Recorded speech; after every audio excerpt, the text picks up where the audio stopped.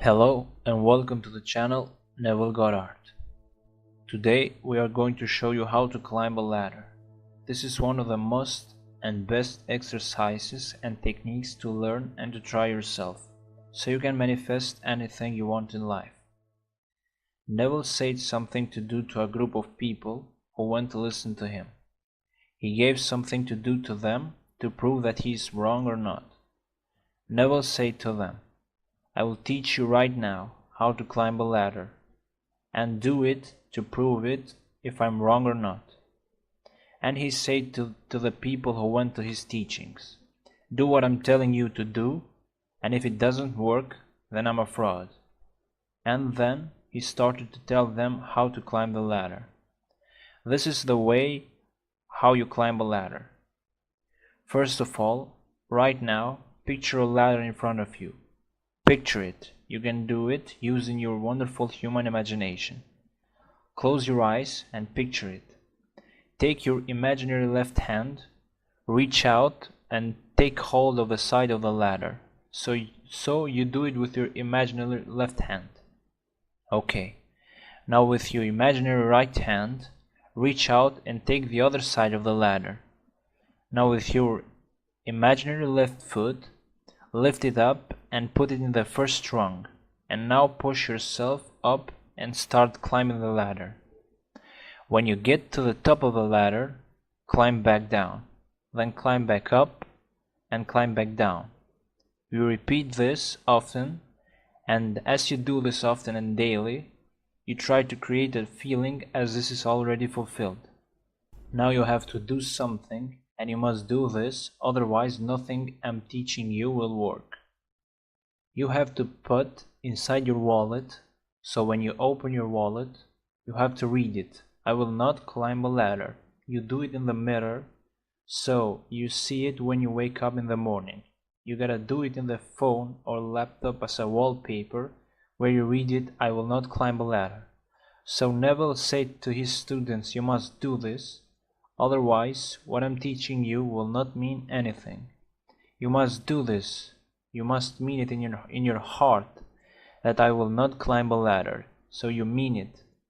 You do this so you can prove yourself that whatever you say all day will not have any effect if you do it and feel it before sleep. And now you must do this for 3 nights. I want you to climb a ladder for 3 nights before sleep. But if it doesn't work, you don't stop. You do it for another 3 nights until it works. Now when you go to bed, go in a position you don't normally sleep. So you force yourself to imagine and not fall asleep immediately. If you slept before in the right side, now you sleep in your left side. If you slept in your left, then now sleep on your back. Then you got to climb a ladder while you are in an odd position in bed and in a drowsy, sleepy state. You have to climb the ladder until you sleep. And you do this for 3 nights. And when you wake up in the morning, you got to read it, "I will not climb a ladder." And make sure it's something you see every day. "I will not climb a ladder," but you got to climb the ladder in your sleep for 3 nights. Before sleep you gotta climb the ladder. So you got to do this, otherwise nothing I'm teaching you will work.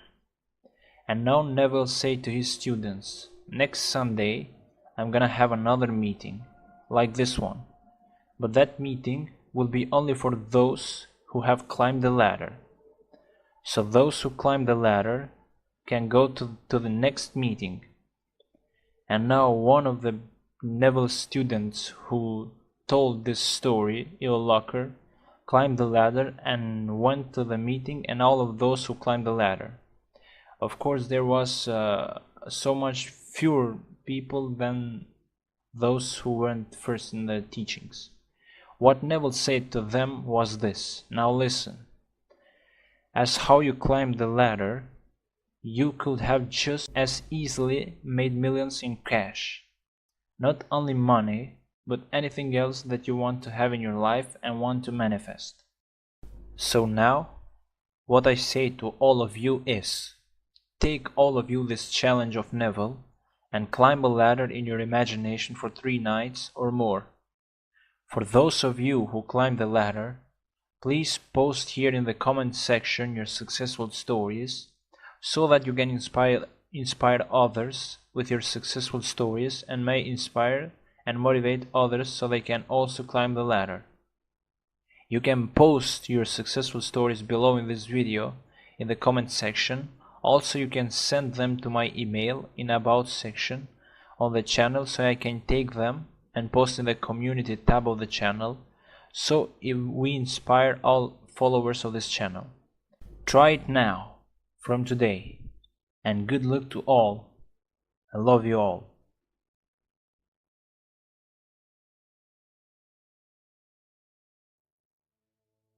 Hello and welcome to the channel, Neville Goddard.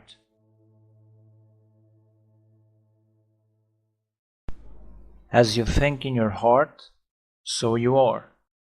All is yours. Do not go seeking for that which you are.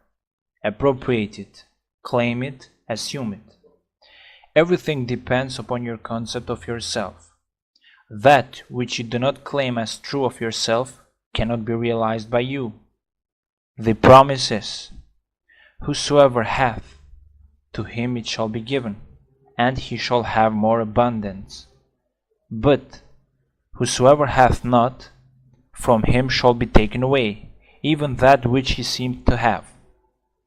Hold fast in your imagination to all that is lovely and of good report, for the lovely and the good are essential in your life if it is to be worthwhile. Assume it. You do this by imagining that you already are what you want to be, and already have what you want to have. As a man thinketh in his heart, so is he. Be still, and know that you are that which you desire to be, and you will never have to search for it. In spite of your appearance of freedom of action, you obey, as everything else does, the law of assumption.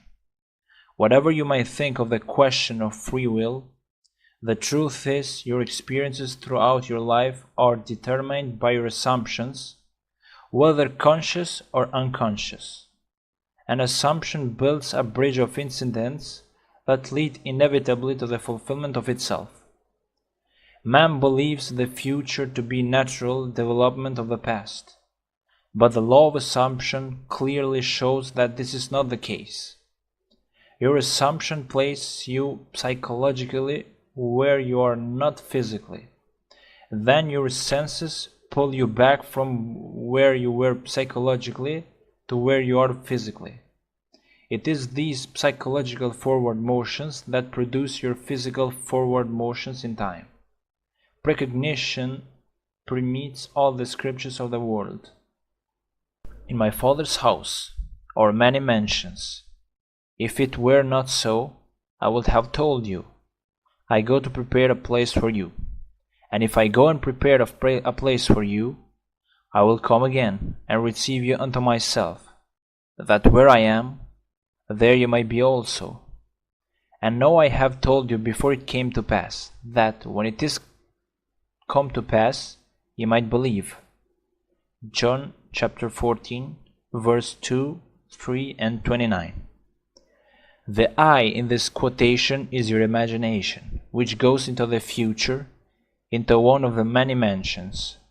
Mansion is the state desired. Telling of an event before it occurs physically is simply feeling yourself into the state desired until it has the tones of reality. You go and prepare a place for yourself by imagining yourself into the feeling of your wish fulfilled. Then you speed from the state of the wish fulfilled, where you have not been physically, back to where you were physically a moment ago. Then, with an irresistible forward movement, you move forward across a series of events to the physical realization of your wish fulfilled. That where you have been in imagination, there you will be in the flesh also.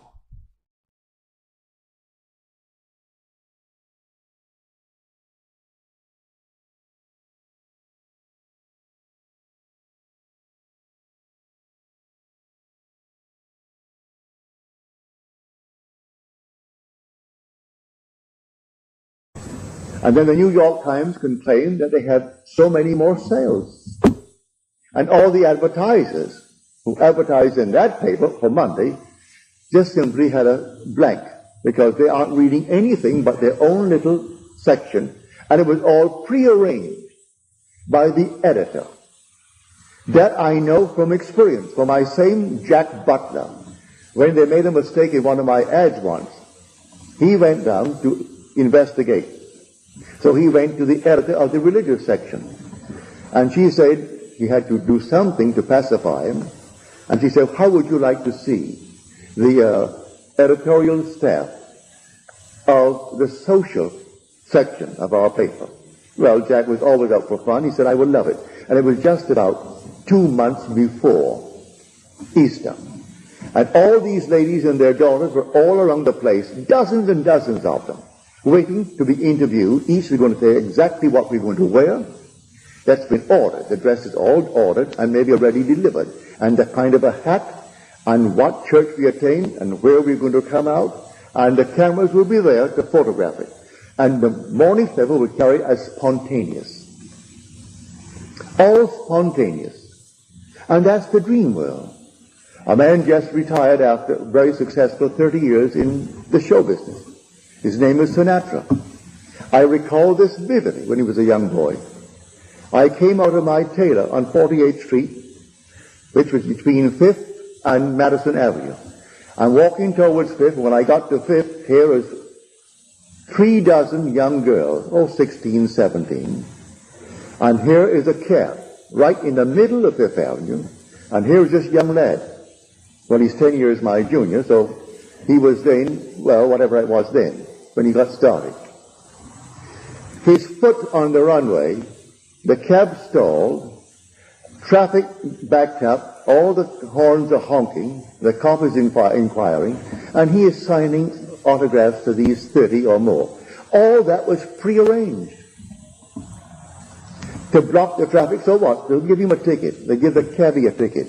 And he'll pay it. It'll cost him what? $50, $100? But the publicity, all that was part of the motion. He kept that going until now. And people think, what a big, wonderful man. That has been promoted from the time that he began to breathe as a young lad, as a singer. And it goes all through our entire dream world. And how do you go? Don't stop it. You can't stop it. It's part of the dream world. I am not telling you of the dream world. I am telling you of the world wherein you will awake. And when you awake, you'll be clothed in your immortal body. And that is heaven. Heaven is not a realm. It's not an area. Wherever you are clothed in your glorified body is heaven, because nothing remains imperfect in your presence. If you walk through the petrified forest, it would all burst into foliage. If you walk in the desert would blossom. Everything would become beautiful. And things long dead, or not even visible, will suddenly appear because you walk by. So wherever you go, clothed in your glorified body, which comes with your resurrection, makes every place that you go perfect. For wherever you are, things must be perfect. That's what we are celebrating this week. For they aren't telling it that way. They're telling of a little man who died a horrible death 2,000 years ago. And then they took him down from the tree and then put him in a tomb. But God raised him from the dead. You are the one spoken of, and you are still hanging on that tree in a way, for you are nailed upon this body. And the nails are vortices. 6 vortices. A vortex, a vortex, a vortex, a vortex, and both feet. And they are whirling vortices that nailed you here. And may I tell you from my own experience, it was sheer ecstasy. It wasn't painful. There was no pain whatsoever. Sheer ecstasy. And then oblivion. And that oblivion was a complete forgetfulness of the being that you are. And you are buried in your skull. And in that skull you dream the dream of life, as you're dreaming it now. And because it is a dream, if you know it's a dream, you can dream anything to be. If you know it's a dream. You can control the dream. So what would the feeling be like if it were true? Well, you name what it is you would like to be true. And naming it, you dream it just as though it were true. Remain faithful to your assumption. And that assumption of yours, though at the moment appears to be false and denied by your senses, if you persist in it, it will harden into fact. This is the story, and I am telling you what I know that I have experienced. I have experienced the Lord bringing things into being that I dare to assume because I wanted them to be brought into being. And the other, which is the fulfillment of God's promise. For I was that Abraham, so are you. And we were shown the gospel beforehand. We were given a preview of it. And we were told, you will go into a world that is not yours. And there you will be enslaved. And there you will be injured. And there you will be maltreated.